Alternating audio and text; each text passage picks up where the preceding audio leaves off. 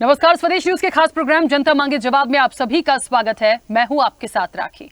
तीसरा चरण नजदीक है और दिग्गजों के बयानों में धार तेज होती जा रही है। लगातार प्रचार में व्यस्त राजनीति के धुरंधर अपने बयानों से सुर्खियां जरूर बटोर रहे हैं, लेकिन उन मुद्दों को पीछे छोड़ते जा रहे हैं जो जनता से सीधे सरोकार रखते हैं। 24 की लड़ाई अब धीरे धीरे शहजादे और शहंशाह पर भी आ गई है। पीएम मोदी लगातार अपनी हर सभा में राहुल गांधी पर शहजादे का बाण छोड़ रहे हैं, तो वहीं प्रियंका ने भी एक तीर शहंशाह का छोड़कर पलटवार कर दिया। ऐसे में 24 की लड़ाई तीसरे चरण में प्रवेश कर रही है और जंग शहजादे बनाम शहंशाह पर आ गई है। अब जनता किसे शहजादा और किसे शहंशाह बनाती है, ये देखना वाकई दिलचस्प होगा। लेकिन यहाँ ये सवाल जरूर खड़ा हो रहा है कि क्या इस तरह के बयान देकर ही दिग्गज विकास की इबारत लिखेंगे? जनता के हितों का ख्याल कौन रखेगा? इसी पर चर्चा को आगे बढ़ाएंगे। उससे पहले देखिए ये रिपोर्ट।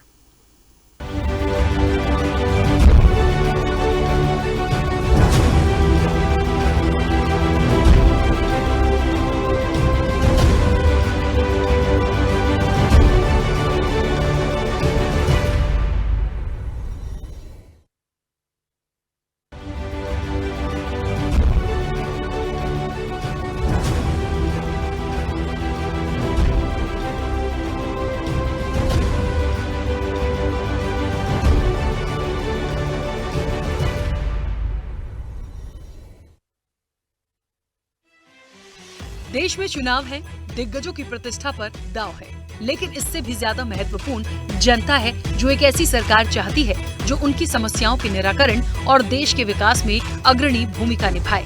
लेकिन दिग्गज मुद्दों से ज्यादा अपना अपना बखान ज्यादा कर रहे हैं। सबसे पहले आपको बताते हैं कि पहले चरण से अब तक क्या क्या हुआ। पहले चरण से अब तक क्या क्या हुआ। पहले चरण के बाद बीजेपी ने अपनी रणनीति बदली और पीएम मोदी आक्रामक नजर आए। पीएम मोदी ने कहा, कांग्रेस सत्ता में आती है तो वो लोगों की संपत्ति घुसपैठियों और मुसलमानों को बांट देगी। संपत्ति के बाद मामला मंगलसूत्र पर आ गया। मंगलसूत्र के बाद पीएम मोदी आरक्षण लेकर आए। आरक्षण की आग ठंडी भी नहीं हुई कि पाकिस्तान की एंट्री ने सबको चौंका दिया और उसके बाद शहजादे ने जन्म ले लिया। शहजादे कहां से चुनाव लड़ रहे हैं, इस पर भी पीएम ने वार किया। इतना ही नहीं, लोकसभा के इस रण में भैंसें भी शामिल कर दी गयी। प्रियंका ने पलटवार किया और पूछा, हमारी 55 साल सरकार रही, कब किसी की भैंस ले ली हमने? इन सब के बाद पीएम मोदी ने आज जनसभा के दौरान कहा कि मैं मौज नहीं, मिशन के लिए पैदा हुआ। मेरे पास न साइकिल है न घर। 25 साल में एक पैसे के भ्रष्टाचार का आरोप नहीं लगा। अब उनका ये बयान राजनीतिक गलियारों में चर्चा का विषय बना हुआ है। मुझे सीएम और पीएम के रूप में देशवासियों की सेवा करते करते अब 25 साल हो जाएंगे। आपके आशीर्वाद से 25 साल हो गए। मोदी पर एक पैसे का घोटाले का आरोप नहीं लगा है। आपने मुझे यहां भेजा था। मोदी मौज नहीं, मिशन के लिए पैदा हुआ है। जेएमएम कांग्रेस के नेताओं ने भ्रष्टाचार से अपार धन संपदा खड़ी की है। मेरे पास अपनी साइकिल भी नहीं है, न मेरा घर है। जैसे एक शहजादे दिल्ली में है, वैसे ही एक शहजादे पटना में भी है। एक शहजादे ने बचपन से पूरे देश को और दूसरे शहजादे ने पूरे बिहार को अपनी जागीर समझा है। इन दोनों शहजादों के रिपोर्ट कार्ड एक जैसे ही हैं। इनके रिपोर्ट कार्ड में सिवाय घोटालों और बेलगाम कानून व्यवस्था के सिवाय कुछ भी नहीं है। बात यही खत्म नहीं होती। राहुल गांधी को शहजादे की संज्ञा देने वाले पीएम मोदी को प्रियंका गांधी ने जवाब दिया है। पीएम मोदी पर तीखा हमला करते हुए प्रियंका गांधी ने कहा कि शहंशाह जो महलों में रहता है और आम आदमी की दुर्दशा को कभी नहीं समझ सकता। प्रियंका ने कहा, मेरे भाई को शहजादा कहते हैं, जबकि मोदी खुद शहंशाह बनकर महलों में बैठे हैं। प्रियंका यहीं नहीं रुकी, उन्होंने राहुल गांधी की भारत जोड़ो और न्याय यात्रा का हवाला देते हुए पीएम मोदी को खूब खरी खोटी सुनाई। उनकी कार्यशैली, वो मेरे भाई को शहजादा बोलते हैं। मैं उनको बताना चाहती हूँ, ये शहजादे 4000 किलोमीटर पैदल चले हैं।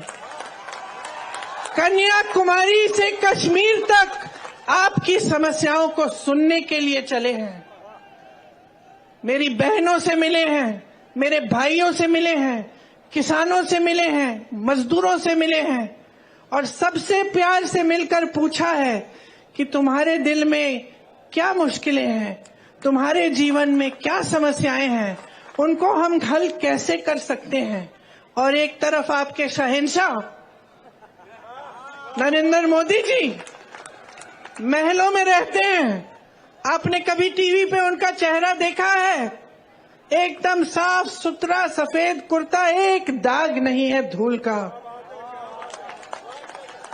एक बाल इधर से उधर नहीं हो रहा है।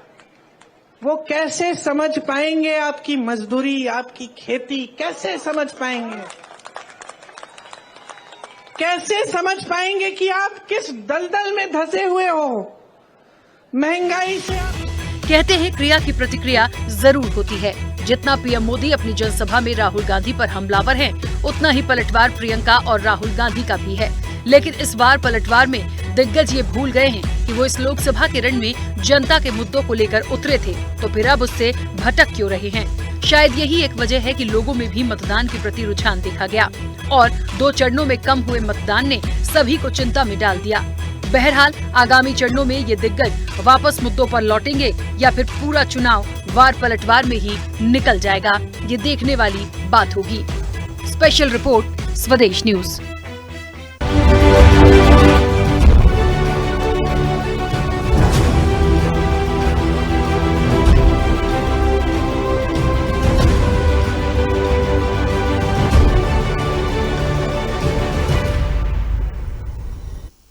तो शहजादे वर्सेस शहंशाह, तीसरा चरण अभी आया भी नहीं है और मुझे लगता है शहजादे और शहंशाह पे हम आ गए हैं। अब इसके बाद बादशाह कौन बनेगा, उसके लिए कुछ चरण है। देखें, उससे पहले ही कोई दावा ठोक रहा है बादशाह बनने का या फिर वो जनता ही निर्णय देगी, ये तो आने वाले समय में देखेंगे। लेकिन लगातार वो जो बात है, जो बयानों की धार है, वो तेज होती चली जा रही है। कोई किसी से कम नहीं है। लेकिन एक बात देखनी होगी, ये बहुत वाकई एक चिंतन मनन का विषय है कि जिन मुद्दों को आप लेकर पहले चरण में आए थे, उसके बाद क्या हो गया। और ये भी सच है कि पहले चरण के बाद एकदम से पीएम मोदी आक्रामक हुए हैं और ना जाने उनको क्या हो गया कि वो बिल्कुल भी कांग्रेस को या राहुल गांधी को छोड़ना ही नहीं चाहते, और कह लीजिए गठबंधन को। लेकिन सबसे ज्यादा जो है वो निशाने पे कांग्रेस ही आ गई है। खैर, अब इन बयानों के क्या मायने हैं? इस तरह से बात करने से क्या कोई मसला हल हो जाएगा? क्या बहुत ज्यादा वोटिंग परसेंट बढ़ जाएगा? क्या जनता घरों से निकलकर बहुत ज्यादा वोट डालेगी आपको? क्यों? ये बहुत सारे सवाल हैं। इस चर्चा को आगे बढ़ाते हैं, हमारे साथ मेहमान जुड़े हैं। सबसे पहले आपका परिचय करा दें। भारतीय जनता पार्टी का पक्ष रखने के लिए रमाकांत मिश्रा हमारे साथ जुड़े हैं। रमाकांत जी, बहुत स्वागत चर्चा में जुड़ने के लिए। कांग्रेस का पक्ष रखने के लिए कार्तिकेय सिंह हमारे साथ जुड़े हैं। कार्तिकेय जी, आपका भी बहुत स्वागत है। राजनीतिक विश्लेषक डॉक्टर इंदुकांत दीक्षित हमारे साथ जुड़े हैं। इंदुकांत जी, आपका भी बहुत स्वागत है। आम आदमी पार्टी का पक्ष रखने के लिए रीना सक्सेना हमारे साथ जुड़ी हैं। रीना जी, आपका भी बहुत स्वागत है। और स्वदेश न्यूज के managing editor RP Srivastava ji हमारे साथ जुड़े हैं। आरपी श्रीवास्तव जी, आपका भी बहुत स्वागत है। चर्चा की शुरुआत सबसे पहले रमाकांत जी आपसे ही करूंगी। मेरी आवाज पहुंच रही है? जी जी। रमाकांत जी, बहुत छोटा सा सवाल लूंगी मैं, क्योंकि समय की आज अपनी एक सीमा है, तो मैं चाहती हूं सिर्फ जिस लाइन पर हमें उसी पर हम अपनी बात को आगे निकाल कर जाएं। तीसरा चरण होना है, कुछ 2-3 दिन की बात है, और ये जो बयानबाजी आ रही है, ये शहजादा, फिर पलटवार में शहंशाह भी आ रहा है, क्यों इस तरह की बात करने की यहाँ पर ज़रूरत पड़ रही है? मुझे लगता है घेरना है, मुद्दों पर घेर सकते हैं, विकास नहीं हुआ है उस पर घेर सकते हैं, पलटवार करना है किसी और चीज़ पर हो जाता है। ये सारी जो बयानबाजी अभी आ रही है, क्या ये ठीक है? राखी जी, देखिए, यहाँ पर शहजादे शब्द से गलत मतलब निकालने का कोई मतलब ही नहीं रह जाता। मैं तो ये कहता हूं, जो कि जिसके पैर न फटे बिमाई वो क्या जाने पीर पराई। अब एक चीज बताइए, राहुल गांधी जी को क्या पता गरीबी क्या होती है? अखिलेश यादव जी को क्या पता गरीबी क्या होती है? तेजस्वी यादव को क्या पता गरीबी क्या होती है? गरीबी जो वो देखा है जिसमें जब 140 करोड़ भारतीय के बारे में जब हम सोचते हैं और उनमें भी जो गरीब हैं वो क्या जाने, इसके लिए खास करके राहुल गांधी जी या तेजस्वी यादव जी या अखिलेश यादव जी। तो मुझे लगता है जो कि प्रधानमंत्री जी ने जो है सो कोई ऐसा शब्द नहीं कहा जिससे मुझे लगता है उसके ऊपर में इस तरह का हम कहेंगे जो कि मुद्दे से भटक गए हैं, ऐसी कोई बात नहीं है। मुद्दे हमारे अभी भी वही हैं जो हमने अगर 55 साल कांग्रेस ने लिया इस देश को बनाने के लिए, तो 55 सालों में उन्होंने क्या किया, उसका प्रोजेक्शन, उसकी रिपोर्ट जनता के सामने जानी चाहिए। अखिलेश यादव जी क्षेत्रीय पार्टी के तौर पर ही अगर सही तो उन्होंने उत्तर प्रदेश के लिए क्या किया, ये भी बिल्कुल रिपोर्ट जानी चाहिए। तेजस्वी यादव बिहार से आते हैं, तो मुझे लगता है क्षेत्रीय दलों के अगर बात करें तो बिहार को उन्होंने क्या दिया, ये भी चर्चा होनी चाहिए, ये भी रिपोर्ट होनी चाहिए। तो मुझे लगता है मुद्दे से कहीं कोई भटका नहीं है, मुद्दे वही हैं, हमारे लिए मुद्दे वही हैं जो कि अगर कोई गरीब है तो उसको उस गरीबी से कैसे बाहर निकाला जाए। दूसरी बात यह है जो कि केंद्रीय योजनाओं का लाभ कैसे मिले, ये हमारी प्राथमिकता और ये सुनिश्चित करने का काम हम लोगों का है। दूसरी बात यह है जो कि 2024 के अंदर में जिस तरह से गठबंधन ये बना, उस गठबंधन के तहत आज गठबंधन की क्या स्थिति है, ये सब भी चर्चा का विषय है और ये इसके ऊपर में भी जनता रिपोर्ट मांग रही है। तो निश्चित तौर पर प्रधानमंत्री जी ने बड़े ही सम्मान के साथ अगर शहजादे कहा है तो उसमें कहीं कोई गलत नहीं कहा है, क्योंकि शहजादे के पीछे इतिहास है, इसीलिए मुझे लगता है इसको अलग परिप्रेक्ष्य में न देखा। अच्छा, एक छोटा सा सवाल आप ही से मेरा, रिपोर्ट कार्ड की बात क्योंकि चल रही थी यहाँ पर, रिपोर्ट कार्ड की बात पीएम मोदी भी कर रहे थे 2 शहजादों की, मुझे लगता है यही बात मंच से 10 साल के रिपोर्ट कार्ड की भी हो सकती है। हम 10 साल में अपने कामों को बता सकते हैं, गिना सकते हैं, अपनी उपलब्धियों को बता सकते हैं। अब ये तो नहीं कहा जा सकता कि जनता ने देखा है, जनता ने जो भी जनता ने बहुत कुछ देखा है, लेकिन मंच से तो हमने क्या किया, हमने क्या दिया, हम उसकी बात करें, हम जाए ना ऐसे किसी विषय पर। देखिए मेरी बात को समझिएगा, पीएम मोदी का क्योंकि देश के प्रधानमंत्री भी हैं, पार्टी लाइन से थोड़ा हटकर वो जो कहते हैं उसको बहुत गंभीरता से सुना समझा जाता है, लेकिन पहले चरण के बाद से वो जिस तरह से चीजों को ला रहे हैं तो वहां 10 साल का रिपोर्ट कार्ड की तो बात हो ही नहीं रही। रमाकांत जी, राखी जी, देखिए रिपोर्ट कार्ड की जहां तक बात है, समय समय पर प्रधानमंत्री जी भी और उनके जो कार्यकर्ता हैं और उनके जो कैबिनेट के जो मंत्री हैं, बिल्कुल उन्होंने रिपोर्ट कार्ड हमेशा से ही दिया है। मुझे लगता है जनता के सामने में इस तरह के रिपोर्ट कार्ड अगर रिपीट ही भी अगर किया जाए उससे भी कोई दिक्कत नहीं है। मंच से उन्होंने अनेक बार, अगर हम कहते हैं जो कि अगर शौचालय बना तो 12 करोड़ शौचालय बना, ये कोई रिपोर्ट कार्ड, तो ये तो जनता के बीच की बात है। अगर मान लो किसी के आवास योजना के तहत, पीएम आवास योजना के तहत किसी को आवास मिला, ये तो जनता के बीच की बात है। किसी को अगर उज्ज्वला योजना के तहत अगर गैस का कनेक्शन मिला तो ये तो जनता की बात है। तो रिपोर्ट तो हमारा सब आपके लोगों के सामने है। तो इसमें तो मुझे लगता है जो कि मंच से उस तरह की बातें मैं तो हमेशा से ही करते आए हैं। हम लोग तो बिल्कुल कैबिनेट हो, चाहे प्रधानमंत्री जी हो, चाहे उनके कार्यकर्ता हो, हमेशा से ही रिपोर्ट कार्ड देते आए हैं जनता के सामने। और यही वजह है जो कि 2014-2019 में हम लोगों को आशीर्वाद दिया जनता ने और 2024 में भी ऐसी ही अपेक्षा हम लोग रखते हैं। चलिए ठीक है, एक सवाल और बड़ा महत्वपूर्ण था, लेकिन मैं बाकी लोगों की प्रतिक्रियाएं फिर आती हूँ। जी पूछिए। मैं आ रही हूँ, बाकी लोगों की प्रतिक्रियाएं फिर मैं आती हूँ, क्योंकि बहुत सारे सवाल हैं, बहुत सारे स्टेटमेंट्स आ जाए। कार्तिकेय जी, यहाँ पर शहंशाह क्यों कहा है, वो भारतीय जनता पार्टी ने जिस तरीके से क्लियर किया, ठीक है, उनका मकसद है कि गरीबी जिसने देखी नहीं हो, जो समझते ही ना हो, शुरू से उसका मोल ही ना देखा हो, समझा ही ना हो, तो उनको और क्या कहना चाहिए। तो उसको गलत शब्दों में ना लिया जाए, कह दिया सो कह दिया, ठीक है। आपकी तरफ से भी प्रियंका गांधी ने कांग्रेस की तरफ से पलटवार किया। यहाँ पीएम मोदी ने एक बात और बोली है, मैं पूछूंगी उनसे, लेकिन आपसे इसलिए कहना चाहती हूँ क्योंकि जब वार पलटवार आता है, जब बयान आते हैं, आज एक बड़ी बात उन्होंने कही कि 25 साल में उन पर कभी किसी घोटाले का एक आरोप नहीं लगा, उनके पास साइकिल नहीं है, उनके पास घर भी नहीं है। आप समझिएगा इस चीज का मतलब कि एक शहजादे की बात हो रही है और वो अपने आप को कहां रख के किस चीज को बात करके जनता तक भेज रहे हैं। मेरी आवाज आ रही है? आ रही है। बाकी सबसे पहले तो आपका बहुत बहुत धन्यवाद।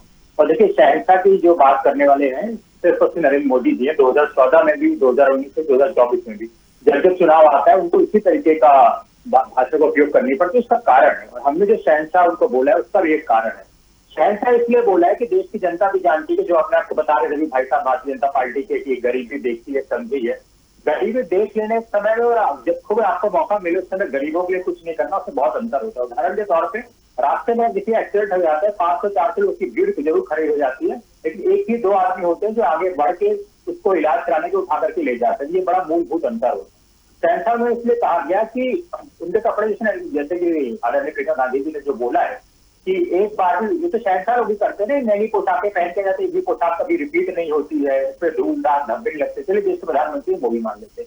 ये वो गरीबी है कि ये जिस समय कहते थे कि मैं बांग्लादेश के आजादी में काम किया, मैंने इमरजेंसी के टाइम पे जेल गया, उस समय इन्हीं जिनको ये गरीब बता रहे थे भाजपा के प्रवक्ता, उन्हीं को हम चाइना में और अमेरिका में जगह पे जापान पे घूम के देखते हैं कि तमाम फोटोज वायरल होती है। तो उस तरीके की गरीबी है। इतने बड़े गरीब है कि देश के 80 करोड़ लोगों को इनको राशन बांटना पड़ रहा है, इतनी बड़ी गरीबी है, समझ रहे हैं। इतने बड़े गरीब है, इतनी गरीबी को पास से देखा है कि 750 किसान आपके सामने शहादत दे देते हैं, आपके मुंह से शब्द नहीं निकलता है। इतने बड़े गरीब है कि पहलवान जिनको अपने घर की बेटियां बोलते हैं, वो लगातार सड़कों पे इनको दिल्ली पुलिस वाला रौंदा जाता है, तब इनकी तरफ से एक शब्द नहीं निकलते। इतने बड़े गरीब है, कितने गरीबों की जान कोविड के समय निकल जाती है, एक शब्द नहीं बोलते हैं। अब मैं इनको बताता हूँ जिसको ये शहंशाह बोल रहे हैं उसके बारे में।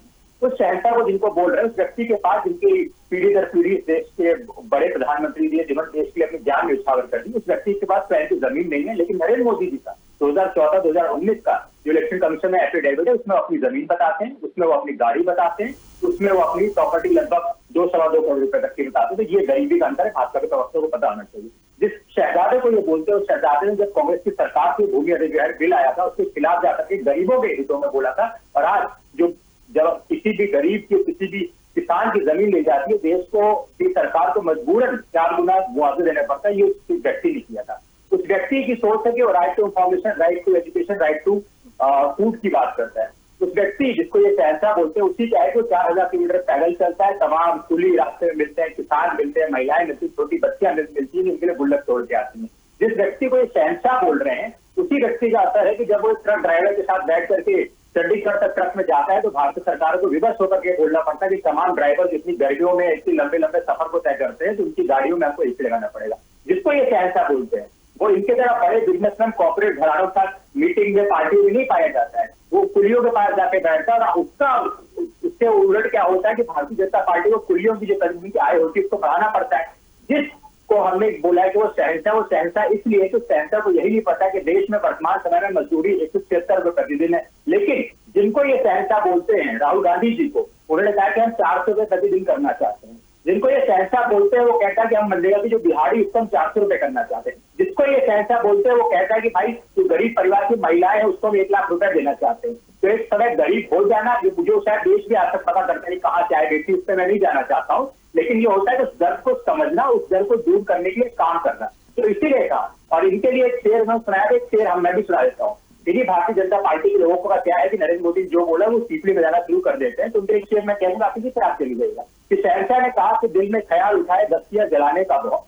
शहंशाह ने कहा है कि दिल में ख्याल उठाए बस्तियां जलाने का बहुत। भारतीय जनता पार्टी प्रवक्ता समेत जैसे लोग हैं, तो उन्होंने कहा कि सभी शाहपरस्त बोले कि बादशाह का यानी शहंशाह का शौक सलामत रहे, बस्तियां और भी बहुत। तो ये इनकी सच्चाई है। शहंशाह ये लोग हैं जिनको किसी गरीब की, मजदूर की, किसान को बात करने वाले लोग देखे नहीं जाते। और भ्रष्टाचार की बात करने वाले लोग, ऐसा कौन सा समय नहीं है जिसमें राफेल से लेकर के आपका पेगासस हो गया, आपका अभी यहाँ पे रिसेंट में इलेक्टोरल बॉन्ड हो गया, तमाम तरह के भ्रष्टाचार लगे हुए हैं, लेकिन आप उसको बात करने को तैयार नहीं है, उसका रिपोर्ट कार्ड देने को तैयार नहीं है। बस लाखी एक मिनट, एक बस सब आप करूँ, जल्दी से कार्तिक रह गया।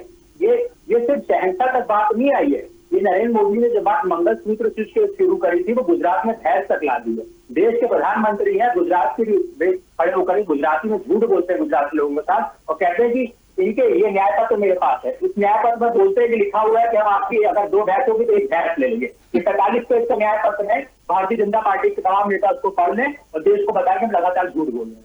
ठीक है, चलिए इंदुकांत जी, आवाज पहुंच रही मेरी?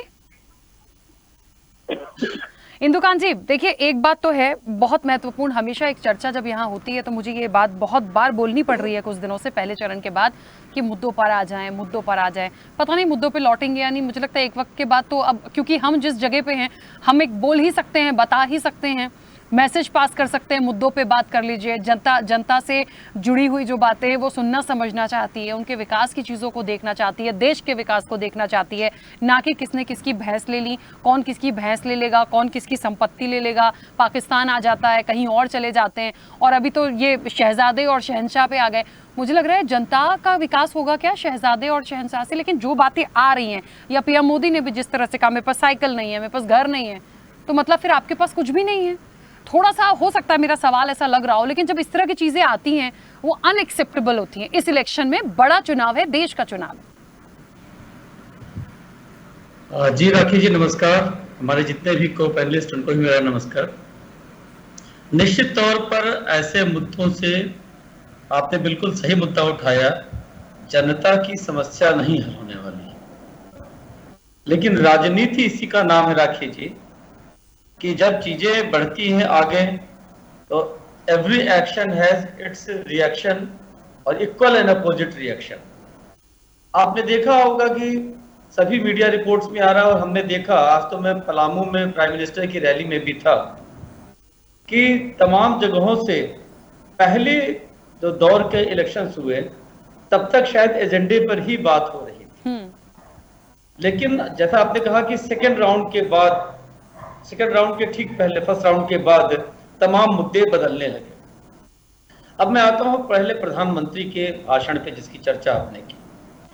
देखिए आज पलामू में प्रधानमंत्री ने पाकिस्तान की भी चर्चा की, आतंकवाद की भी चर्चा की, लेकिन जो आपने सवाल उठाया कि क्या उन्होंने पिछले 10 साल में क्या किया उसकी चर्चा नहीं होनी चाहिए, तो उन्होंने 370 की बात की, राम मंदिर की बात की, और मिश्रा जी ठीक कह रहे थे कि उन्होंने शौचालय की बात की, बैंक अकाउंट्स की बात की, आयुष्मान भारत की बात की। तो जो मोटे मोटे मुद्दे हैं क्या किया, फिर उन्होंने याद ये भी कहा कि हमने पलामू में सभी लोगों को दे दिया है पक्का आशियाना, और लिस्ट बना के दे दो कि जिनके पास नहीं है उनको हम थर्ड टर्म में दे देंगे। तो ये तो बात हुई कि हमने क्या किया मोटे मोटे और क्या करना चाहते हैं करेंगे। आतंकवाद की भी चर्चा की, लेकिन जब आता है भावनात्मक मुद्दों की बात, देखिए मैं व्यक्तिगत तौर पे मानता हूं कि राजनीति में सभी राजनीतिक दलों को जन कल्याण के मुद्दों पर ही फोकस करना चाहिए, लेकिन जैसे ही आपने देखा कि विपक्षी पार्टियों ने ये कहा कि 400 सीटें लेकर के ये लोग संविधान बदल देंगे, और शायद प्रधानमंत्री को और भाजपा को ये लगा कि ये मुद्दा कहीं न कहीं उनको नुकसान पहुंचा सकता है। उसके बाद ही रिएक्शन में प्रधानमंत्री के स्तर पर पूरा का पूरा मोमेंटम चुनाव का और एजेंडा बदलने की एक कोशिश हुई, और आपने देखा कि उसका लाभ भी मिलता हुआ दिख रहा है बीजेपी को और उनके सहयोगी दलों को। जैसे ही उन्होंने इसकी बात की तो उन्होंने मुसलमानों के आरक्षण की बात की, नाम लेकर मुसलमानों की बात की, जिसकी आपने देखी कि शिकायत भी पहुंची है चुनाव आयोग में। तो ये स्थितियां कभी भी देश और समाज के लिए अच्छी नहीं होती हैं। लेकिन फिर मैं यही कहूंगा कि सभी एक्शन का रिएक्शन होता है। अब प्रधानमंत्री ने शहजादा कहा तो प्रियंका जी ने शहंशाह कहा। अब प्रधानमंत्री का जो प्रोटोकॉल है रहन सहन का, उनमें उनके कपड़ों पे अगर दाग दिखे तो देश के लिए अच्छा नहीं है, दाग न दिखे तो वो राजनीतिक मुद्दा बनता है। और प्रधानमंत्री के पास देखिए आज भी वो चुनाव का जब घोषणा करते हैं, एफिडेविट करते हैं, तो कुछ लाख रुपयों को छोड़कर वास्तव में कोई मकान कोई कार तो नहीं है, ये वास्तविकता है। और राहुल गांधी जी ने जब अपना नामांकन कल किया तो उसमें 20 करोड़ की प्रॉपर्टी की उन्होंने चर्चा की, जिसकी हमने न्यूज फाइल की है। तो ये शहंशाह शहजादे का फर्क जनता के सामने ऑन पेपर आता है, इसका जवाब तो आपको देना पड़ेगा। तो ये राजनीति है, और पॉलिटिक्स में कहते हैं कि एक थीसिस होता है तो एक एंटीथीसिस होता है, फिर उसका एक सिंथेसिस होता है, वही चल रहा है। बिल्कुल ठीक है। तो निश्चित तौर पर देखिए एक बात बेहद महत्वपूर्ण है कि बात आपको मुद्दों पर करनी है, लेकिन मुद्दों पे नहीं कर रहे हैं। लेकिन जो बातें आ रही हैं जनता उसको भी समझ रही है, इसका बहुत ज्यादा कोई प्रभाव नहीं पड़ना है। अब किसको फायदा होगा, किसको लाभ होगा, ये तो आने वाले वक्त की बात है। यहाँ ठीक है, इस चर्चा को आगे बढ़ाएंगे। तमाम मेहमान हमारे साथ जुड़े हुए हैं। रीना जी, 2-3 बातें आई हैं, जैसा कि तीसरा चरण है, मुझे लगता है 2-3 दिन में वोटिंग होनी है, और उसके पहले हम शहजादे और शहंशाह पे आ गए। ठीक है, क्योंकि क्रिया की प्रतिक्रिया होती है, जैसे इंदुकान जी भी कह रहे थे, मैंने भी शुरुआत में बोला कि ठीक है, ये तमाम चीजें होती हैं, लेकिन मुद्दे कहाँ हैं? आज पीएम मोदी रिपोर्ट कार्ड की बात कर रहे थे 2 शहजादों की, तो मुझे लगता है 10 साल का रिपोर्ट कार्ड भी हो। सवाल देखिए दोनों तरफ से आएगा, और हमें तो राइट है कि हम दोनों तरफ की बातों को सामने रखें। लेकिन जहां तक बात ये आ गई है कि शुरू से अब पहले चरण के बाद देखिए, चाहे संपत्ति का मामला हो, चाहे आरक्षण का मामला हो, चाहे भ्रष्टाचार का मुद्दा तो सबसे बड़ा रहा। आज पीएम मोदी ने जो स्टेटमेंट दिया कि उन पर कभी भी 1 रुपए के घोटाले का आरोप नहीं लगा। दूसरी बात, उनके पास कोई ऐसी प्रॉपर्टी और तमाम चीजें नहीं हैं। दूसरे दिग्गजों को देखिए, उनके पास प्रॉपर्टी है। तो मुझे लगता है उनके पास प्रॉपर्टी है तो वो लीगल है, इलीगल है, ये एक अलग बात हो गई। हम उस पर जा ही क्यों रहे हैं? और आपके पास क्या है क्या नहीं, आप देश के प्रधानमंत्री हैं, इसको भी कोई ऐसे थोड़ी स्वीकार करेगा। वो हो सकता है व्यक्तिगत आपकी ना हो, लेकिन सिर्फ इन चीजों पर जाना क्या सही? देखिए, जब वो नॉमिनेशन उन्होंने जब पहली बार सीएम के लिए भरा था, तो उन्होंने अपने आप को ब्रह्मचारी बताया था, और कई चुनाव लड़ने के बाद वो ब्रह्मचारी भरते रहे। जब लोकसभा पहली बार फेस करने चले, तब उन्होंने पहली बार डिक्लेयर किया कि मेरे पास पत्नी है, मैं शादीशुदा हूं। पत्नी भले ही छोड़ दी उन्होंने। मंगलसूत्र की बात करते हैं तो मंगलसूत्र का सम्मान तो किया नहीं, और जनता के मुद्दों की बात की जाए तो वो कर नहीं सकते, क्योंकि उन्होंने रोजगार देने का वादा किया था, रोजगार गायब है। इन्होंने काला धन लाने का बात किया था, तो सारे काला धन वाले व्यापारी आज विदेश में उन्होंने पहुंचा दिए, वो वहां बैठे हैं। इनकी पार्टी में जितने भ्रष्टाचार का जितनों पे आरोप लगाया और जिन पे सीबीआई और ईडी की रेड लगाई, उन सबको फिर वापस उन्होंने अपनी गोदी में बैठा लिया। तो भाई बैठाला तो आपने, आला कमान तो आप हो, शहंशाह तो आप हो भारतीय जनता पार्टी के। जब आप भ्रष्टाचारियों को गले लगा रहे हो तो आप भी भ्रष्टाचारी हुए। कैसे दूध में अगर हम नींबू डालेंगे तो दूध पूरा फटेगा कि नहीं फटेगा राखी जी? तो उसी तरीके से अगर हम भारतीय जनता पार्टी में भ्रष्टाचारी शामिल होंगे या भारतीय जनता पार्टी के नेता भ्रष्टाचार करेंगे, तो मुखिया कौन है?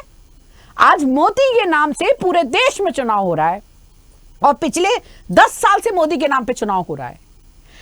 पूरे देश को मोदी का नाम बताया जाता है कि मोदी के नाम से चुनाव हो रहा है, तो भ्रष्टाचार भी मोदी के नाम से होना चाहिए। अगर मोदी ट्रेन लेके आए हैं, तो अगर ट्रेन में आग लग रही है तो भी मोदी का नाम है उसमें। अगर यात्रियों को सुविधा नहीं मिल रही है, ट्रेन में जगह नहीं मिल रही है बैठने की, तो उसमें भी मोदी का हाथ है। अगर बुजुर्गों की यात्रा में जितनी भी रुकावटें इन्होंने पैदा करी और उनकी जो सुविधाएं थी वो हटा दी, तो उसमें भी मोदी का हाथ है। रोजगार के लिए नए आयाम नहीं ला पाए, तो उसमें भी मोदी का, सब चीज में मोदी का नाम होना चाहिए। मगर आप कभी भी देख लीजिए, जब कुछ अच्छा होता है, चांद पे हमारा वो गया मिशन, तो पूरा क्रेडिट मोदी जी ले गए। वो हमारे साइंटिस्ट सब गायब हो गए, जिन्होंने सालों, एक दिन की मेहनत नहीं होती है कि हम चंद्रयान पहुंचाते हैं चांद पर, उसके लिए सालों की साइंटिस्टों की मेहनत होती है। उसका पूरा क्रेडिट किसने ले लिया? मोदी ने। मगर वही मिशन फेल हुआ तो उस पे क्रेडिट मोदी को नहीं गया। पुलवामा अटैक हुआ, मोदी पे क्रेडिट नहीं गया, मोदी ने क्रेडिट नहीं लिया। आज भी, आज की बात कर रही हूं मैं, आज पुंछ में आतंकी हमला हुआ तो उसका क्रेडिट मोदी को जाना चाहिए, क्योंकि मोदी है तो सब मुमकिन है। रोज आतंकी हमले हो रहे, वो कहते हैं बड़े ठोक के सीना कि जब से भारतीय जनता पार्टी केंद्र में आई है आतंकी हमले कम हुए। उनसे पूछिए कि भैया आतंकी हमले बढ़ गए हैं। हमारे 42 जवान, इतना आरडीएक्स आ गया कि हमारे देश को पता ही नहीं है, और 42 जवान शहीद हो गए। ये बहुत शर्म की बात है। हर जगह आतंकी हमले हो रहे हैं, आज भी हमारे 24 जवान घायल हुए हैं, ये शर्म की बात है। तो मोदी जी बड़े बड़े मंचों से जनता को बेवकूफ बना सकते हैं, मगर जनता अंधी नहीं है और बेवकूफ भी नहीं है। वो जानती है कि कहां क्या हो रहा है। उनके बच्चे, नौजवान बच्चे बेरोजगारी में भटक रहे हैं, महंगाई दिन पर दिन बढ़ती जा रही है। महिला सुरक्षा के नाम पर भारत के लिए बहुत शर्म की बात है कि अगर हमारी कोई रिपोर्ट आती है तो उसमें दिखाया जाता है कि भारत जो है नंबर 1 पे है। तो महिला सुरक्षा है नहीं, आपके खुद के मंत्री जो हैं बलात्कारी हैं, तो भाई ये क्रेडिट किसको जाएगा? जब मोदी के चेहरे पे चुनाव हो रहा है और मोदी के मंत्री ही बलात्कारी हैं या भ्रष्टाचारी हैं, आज 40% से ज्यादा भारतीय जनता पार्टी के नेता भ्रष्टाचारी हैं, बलात्कारी हैं। आप अजीत पवार को कहते थे कि वो भ्रष्टाचारी हैं, आपने उनको अपने पार्टी में जोड़ लिया। एकनाथ शिंदे को भ्रष्टाचारी का आपने अपनी पार्टी में ले लिया, तो क्या वो भ्रष्टाचार से मुक्त हो गए? येदियुरप्पा, रेवन्ना सबसे आज का जीता जागता उदाहरण है। बहुत शर्म की बात है कि 3000 से ज्यादा वीडियो हैं रेवन्ना की महिलाओं के साथ दुष्कर्म करते हुए। ये बहुत शर्म की बात है। इसका क्रेडिट किसको जाएगा? इसको भी मोदी को मंच से बोलना चाहिए कि हमारे देश में मेरे 10 साल में रहते महिलाओं के साथ अत्याचार बढ़ा है, महिलाओं के साथ बलात्कार के कांड बढ़े हैं। मेरे 10 साल के शासनकाल में मेरे जवान शहीद हुए हैं, मेरे 10 साल के शासनकाल में आतंकी हमले हुए हैं, मेरे 10 साल के शासनकाल में मैं बिना बुलाए पाकिस्तान में गया और बिरयानी खा के आया। ये है मोदी का शासन। मेरे 10 साल के शासन में चाइना मेरे देश में घुस गया है। ये है मेरे 10 साल का शासन। मोदी को मन से बोलना चाहिए कि मेरे 10 साल के शासन में मणिपुर जल रहा है। संदेश खाली की बात करते हैं, ये संदेश खाली में ये बंगाल में विपक्ष में थे, इतने साल से सो रहे थे क्या?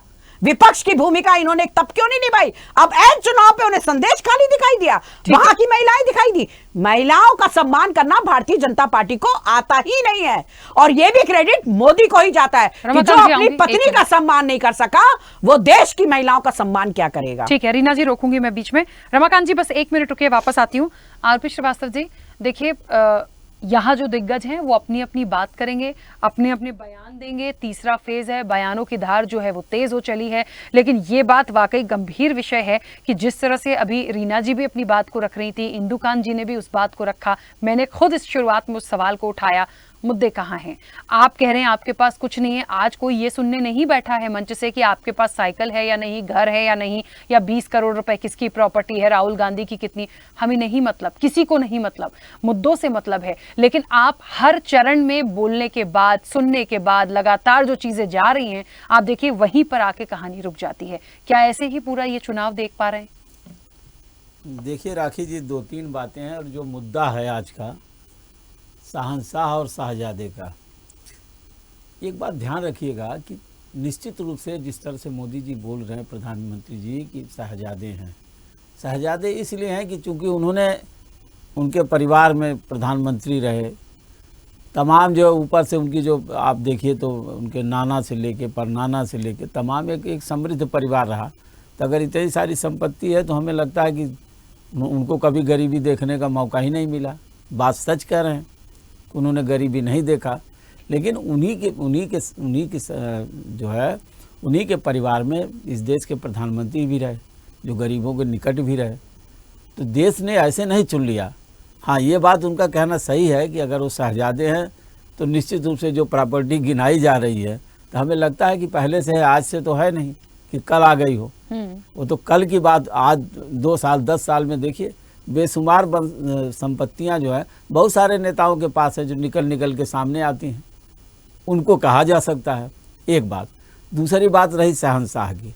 देखिए, इस देश का बादशाह और इस देश का शहंशाह यहाँ देश की जनता चुनती है। ये लोकतांत्रिक देश है। आपको 10 साल से चुन रही है, मतलब आपको कुर्सी पर बिठा लिए। उसकी अपेक्षा है कि आप जनता की सेवा कीजिए, आप जनता के बारे में सोचिए।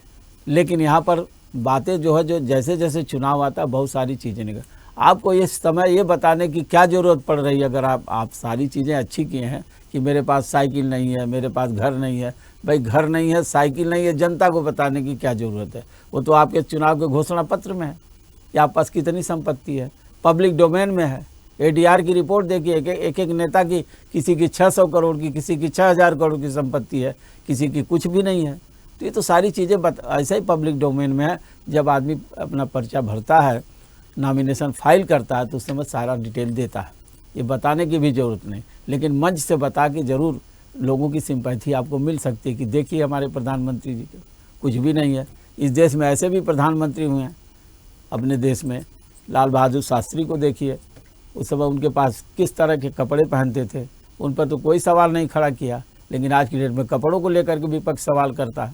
जब आप कोई सवाल करेंगे, वही बात आ गई सामने कि क्रिया की प्रतिक्रिया होती है। जब आप सवाल खड़ा करेंगे तो सवाल का जवाब लोग देंगे। ये तो लोकतंत्र है, और फिर उसमें भी चुनाव चल रहा है।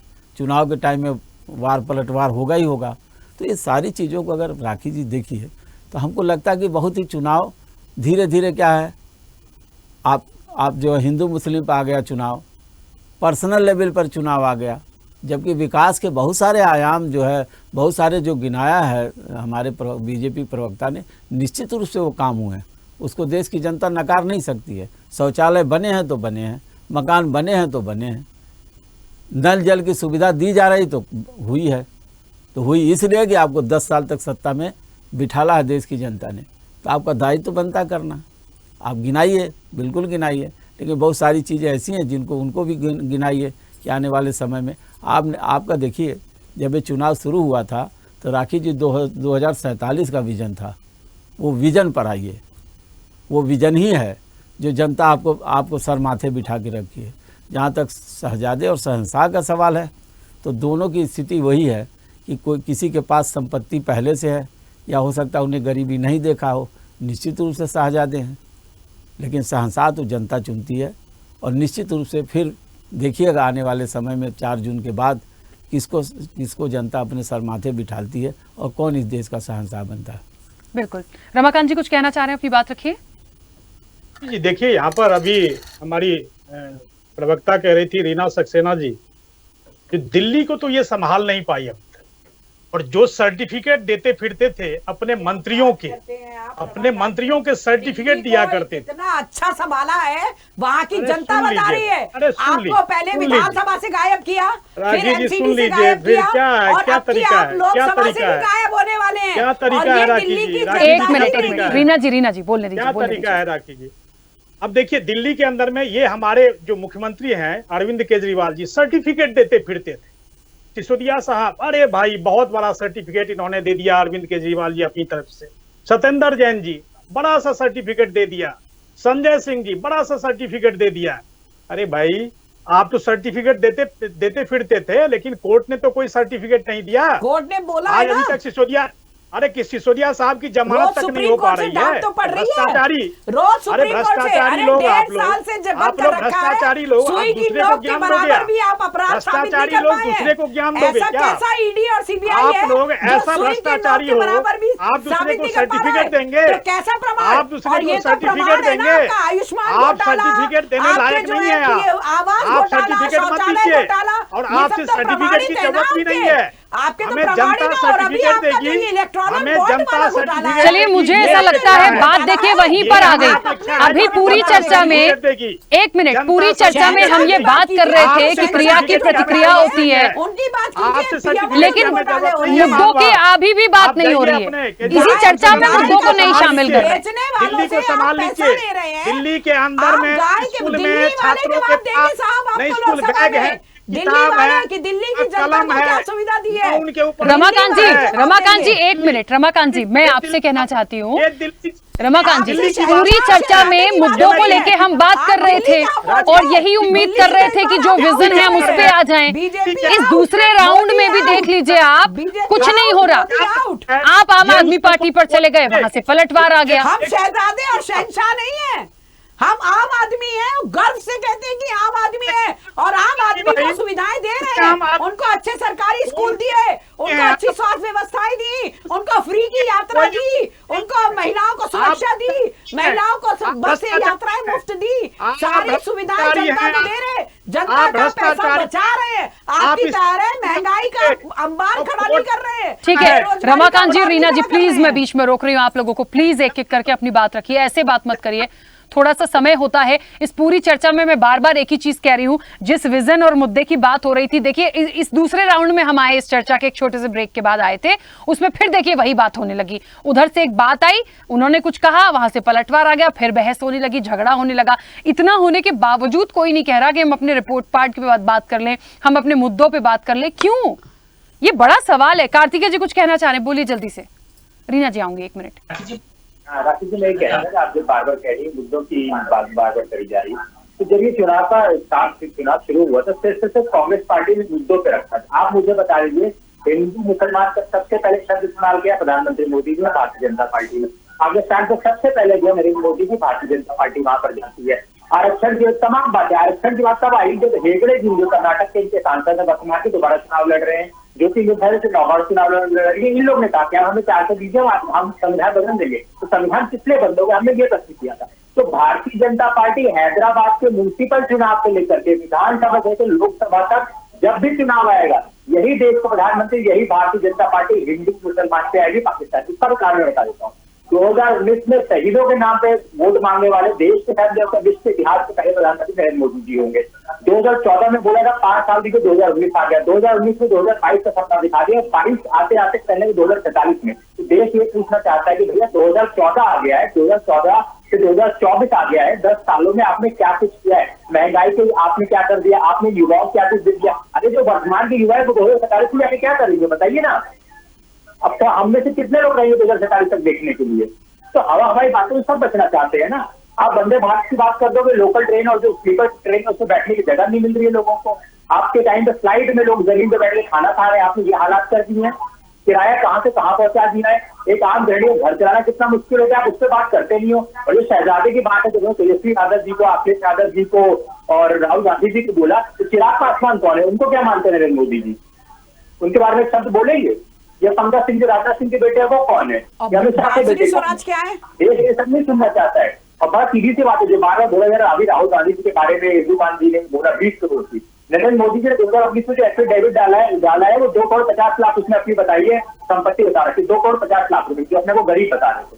2024 में और बढ़ के आएगी। इसका कारण है नरेंद्र मोदी जी ने कुछ शेयर और बॉन्ड खरीद रखे, इसकी कीमत बढ़ती है। जिस तरीके से राहुल गांधी जी के जो शेयर और बॉन्ड है, राहुल गांधी जी खुद का घर और जमीन नहीं है, दिखाई। ठीक है कार्तिकेय जी 1 मिनट में बीच में रोक रही हूँ, लेकिन मैं फिर उसी बात पर आऊंगी।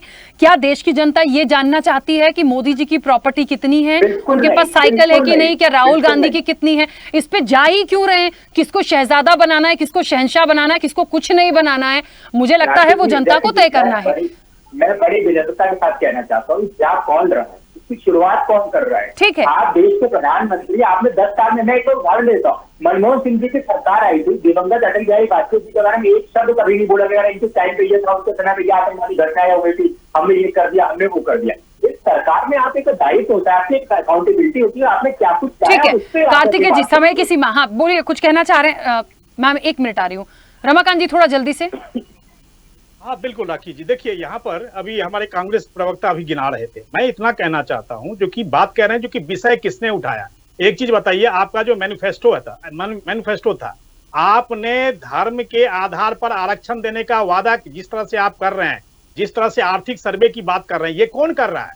ये हम कर रहे हैं क्या? अरे ये हम कर रहे हैं क्या? अरे ये हम नहीं कर रहे हैं। 48 पेज का आपका मैनिफेस्टो है, 48 पेज का मैनिफेस्टो है, उसमें कौन कर रहा है? आज वो मंगलसूत्र की बात हो, चाहे धर्म के आधार पर आरक्षण देने की बात हो, या जातिगत जनगणना की बात हो, ये कौन कर रहा है? ये देश को बांटने का काम कौन कर रहा है? तो अगर उसके ऊपर में अगर कोई चर्चा अगर होगी, तो क्या उसके ऊपर में चर्चा ना हो? क्या प्रधानमंत्री जी इस विषय को ना उठाए? क्या हम लोग इस चीज को ना उठाएं? चलिए रमाकांत जी रोक रही हूं मैं। इंदुकांत जी मुझे ऐसा लग रहा है कि बात वहीं आ रही है, शायद यहाँ कोई किसी को नहीं समझेगा, इसलिए क्योंकि क्रिया की प्रतिक्रिया होनी है। आपने भी कहा, मैंने भी कहा, लेकिन मुझे ऐसा लग रहा है एक बार आके अब मैं कोई बात को छेड़ दूंगी, इतना वक्त नहीं है। मुझे लगता है जिन चीजों पे स्टेटमेंट आने चाहिए उन पे तो आता नहीं है। कोई परेशान हो रहा है, कहीं कोई बात हो जाती है, इतना बड़ा देश में टीके का मुद्दा चल रहा है, कोविशील्ड को लेकर, वहां से कुछ आता ही नहीं है। पता नहीं कहाँ शहजादे और न जाने परी और आने वाले समय में न जाने कहाँ चले जाएंगे। ठीक कहा राखी जी आपने। देखिए ऐसे ही इमोशनल इश्यूज पे देश के लोग वोट करते रहे हैं। इसी इमोशनल इश्यूज को सुनने के लिए जनता भीड़ में आती है। अगर विकास की बातें और आर्थिक मुद्दों की बात होती है तो लोग भाषण सुनने नहीं आते हैं। तो इसीलिए कहा गया है कि हुई है वही जो राम रचि राखा। मैं 2 चीजें केवल कह दूं कि देखिए 12 अक्टूबर 2011 को स्वयं राहुल गांधी जी उत्तर प्रदेश में कुंजीलाल जी के घर गए थे। अभी कार्तिक जी कह रहे थे कि क्या फर्क पड़ता है। मैं उनसे जानना चाहता हूं कि कुंजीलाल जी के घर पे उन्होंने डिनर किया था। कुंजीलाल जी के जीवन में परिवर्तन के लिए क्या प्रयास किया कांग्रेस ने। इसी प्रकार आम आदमी पार्टी की आरती जी कह रही थी कि तमाम चीजें गड़बड़िया, क्या भ्रष्टाचारियों को पाल लिया। अभी हाईकोर्ट ने जो कहा कि आप सत्ता से चिपके रहना चाहते हैं, मुख्यमंत्री पद पर बने हुए जिन सिद्धांतों के खिलाफ लड़ते हुए आम आदमी पार्टी सत्ता में आई थी, हमको याद है आज भी 2012 में 13 में जिस तरह से उन्होंने रामलीला मैदान में कहा था, इंसान का इंसान से हो भाईचारा, सबके रोंगटे खड़े हो गए थे सच्चाई ईमानदारी के लिए, एक नई तरह की पॉलिटिक्स की सोच के साथ। लेकिन क्या हुआ, आज मुख्यमंत्री चाहे जिस कारण से सही हो गलत हो ये वक्त बताएगा, लेकिन जेल में है और सत्ता नहीं छोड़ रहा, हाईकोर्ट कमेंट कर रहा है। ठीक है, तो ये तो देखिए घर घर की कहानी है, हर पॉलिटिकल पार्टी इस हमाम में नंगी है, कोई किसी से बेहतर है ये साबित करने के लिए जनता के पास जा रहे हैं। जनता बताएगी कि कौन सच है कौन झूठ है। ठीक है, रीना जी अपनी बात रखिएगा जल्दी से। आम आदमी पार्टी एकमात्र पार्टी है देश में जो जनता के मुद्दों पर चुनाव लड़ती है। अगर वो शिक्षा लेके आई थी तो उसने शिक्षा दी और बता रही है कि हम शिक्षा को स्तर को सुधारेंगे, और कर रही है, वो मुद्दे पे ही बात कर रही है। पानी देंगे, बिजली फ्री देंगे, आपको अच्छी स्वास्थ्य व्यवस्थाएं देंगे, मोहल्ला क्लिनिक बनवाएंगे, बुजुर्गों को तीर्थ यात्राएं करवाएंगे, महिला सुरक्षा के लिए बस में कमांडो लगाएंगे, कैमरा लगवाएंगे, मोहल्लों में झुग्गी बस्तियों में कैमरा लगवाएंगे। वो जो वादे करती है वो वादे करके दिखाए उन्होंने, और इन्हीं कामों को लेके, इन्हीं रिपोर्ट कार्ड को लेके वो दिल्ली की जनता के घर घर जा रही है। और आज जैसा कि हमारे राजनीतिक विश्लेषक जी ने कहा है, जब दिल्ली की जनता ने कहा, जब मुख्यमंत्री को जेल भेजा जा रहा था तो दिल्ली की जनता ने उन्हें मुख्यमंत्री बनाया था, किसी हाई कोर्ट ने नहीं। तो उन्होंने दिल्ली की जनता से पूछा कि क्या मुझे जेल भेजा जाए तो क्या मैं मुख्यमंत्री पद छोड़ दूं, तो दिल्ली की जनता ने कहा कि नहीं, आप मुख्यमंत्री पद नहीं छोड़ेंगे। एक एक जनता का वोट है, एक एक जनता के घर गए हैं, तो जनता के मान को सम्मान दे रहे हैं वो, और इसीलिए वो वहां से काम कर रहे हैं। चलिए ठीक तो है, मुझे आप क्या चाहते हैं कि जनता का अपमान किया जाए, जनता के मतों का अपमान किया जाए? चलिए, तो मुझे लगता है वक्त है और आने वाले समय में तस्वीरें भी साफ होंगी। आरपी श्रीवास्तव जी, बहुत संक्षिप्त प्रतिक्रिया। ये पूरी तस्वीर यही चर्चा से पता चल गया कि मुद्दों पे आएंगे कि नहीं, वो नहीं आएंगे, क्रिया होगी तो प्रतिक्रिया होगी, ये तो साफ हो गया। लेकिन क्या लग रहा है आपको कि आने वाले बाकी के जो चरण हैं, तीसरा भी 2-3 दिन में हो ही जाएगा, इसके बाद अभी जो चरण बचते हैं, आपको लगता है कि वाकई हम एक बहुत अच्छे मुद्दों पे एक अच्छा इलेक्शन देख पाएंगे, या फिर ऐसे ही जनता भी थोड़ी सी रुष्ट नजर आएगी और वो वोटिंग परसेंटेज जो बढ़ने की बात हो रही है हर बार, वो तो निचले स्तर पर ही चला जा रहा है? देखिए राखी जी, जहाँ तक हमें अभी जो हमारे राजनीतिक विश्लेषक ने भी कहा कि लोग इमोशनल कार्ड खेलते हैं, निश्चित रूप से जनता वही सुनने आती है। जनता को अगर इन सारी बातों से, जैसे उनकी बेरोजगारी है, महंगाई है, तमाम चीज़ें, ऐसे तमाम मुद्दे हैं, लेकिन उस पर कोई बात इसलिए नहीं होती है कि जनता उनको सुनने नहीं आती है। सरकार है, सरकारें जो भी काम करती हैं उससे क्या असर पड़ता है जनता के ऊपर, ये तो बात समझ में आती है। लेकिन ऐसे कार्ड अभी आने वाले समय में खेले जाएंगे। दूसरी सबसे बड़ी बात यह है कि जैसे जैसे अगला चरण आएगा, बहुत सारे मुद्दे और निकल के आएंगे। हो सकता है कि कोई एक और नया मुद्दा आ जाए, और यही जो है जिस तरह की बातें हो रही हैं, और लोग भी निकल आएंगे। जैसे नहीं, अभी पिछली बार आपने देखा कि मैं भी चौकीदार, हो सकता है कि इनके यहाँ से भी बहुत सारे लोग आए कि हमारे पास कुछ भी नहीं है, ऐसी सूची भी आने लगेगी। तो इन सारी चीज़ों को, अगर मुद्दे को बढ़ाना तो और ज़्यादा बढ़ा देंगे, और साथ जनता इन्हीं चीज़ों को समझ रही है। अगर ये समझ करके वोट कर रही है, इमोशनली वोट कर रही है, तो निश्चित रूप से ये आने वाले समय में ये ज़रूर समझ में आ जाएगा ये अगले चरण में और कौन से मुद्दे आएंगे और उसके आगे क्या होगा। अभी तो आप देखते जाइए क्या क्या बयान आएंगे, उनके बयानों का वार पलटवार क्या होगा, ये तो वक्त बताएगा। बिल्कुल ठीक बात है। चलिए, समय भी हो गया। आप सभी का बहुत शुक्रिया इस चर्चा में शामिल होने के लिए। तो निश्चित तौर पर देखिए, तीसरा फेज है, बयानों की जो धार है वो तेज हो गई है।